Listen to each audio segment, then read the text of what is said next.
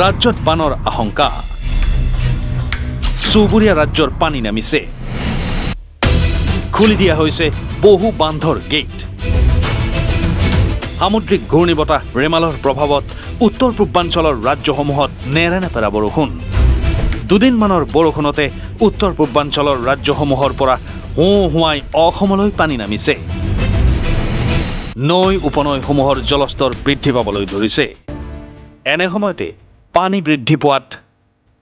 বহু জলবিদ্যুৎ প্ৰকল্পই এৰি দিছে পানী নিপকোৱে খুলি দিছে ৰঙানদী প্ৰকল্পৰ বান্ধৰ গেট ৰিজাৰ্ভৰ জলস্তৰ বৃদ্ধি পোৱাত নিপকোৱে এখন গেট খুলি দিছে পানী বাঢ়িলে হয়তো আৰু গেট খুলিব লাগিব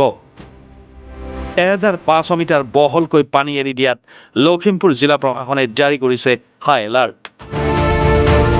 কাৰ্বি-লাংপি প্ৰকল্পৰ খোলা হৈছে 4খনকৈ গেট বৰপানী নদীৰ বাৰণী পানীয়ে প্লাবিত কৰিছে কচুৱা বাৰণী পানীয়ে উটুৱাই নিছে 2খনকৈ দলং খুলি দিয়া হৈছে খান্দাং বান্ধৰ 7খনকৈ গেট বৃদ্ধি পাইছে কপিলীত জলস্তৰ এই অঞ্চলসমূহৰ জিলা প্ৰশাসনে গ্ৰহণ কৰিছে যাৱতীয় ব্যৱস্থা জনসাধাৰণক সতৰ্ক হ'বলৈ আহ্বান পিছে যদি বৰষুণ অব্যাহত থাকে আৰু চুবুৰীয়া ৰাজ্যৰ পৰা পানী নামি থাকে তেনেহ'লে ৰাজ্যৰ ভিন ভিন প্ৰান্ত প্লাবিত হোৱাৰ আশংকা কৰা হৈছে news desk report any Bharat 24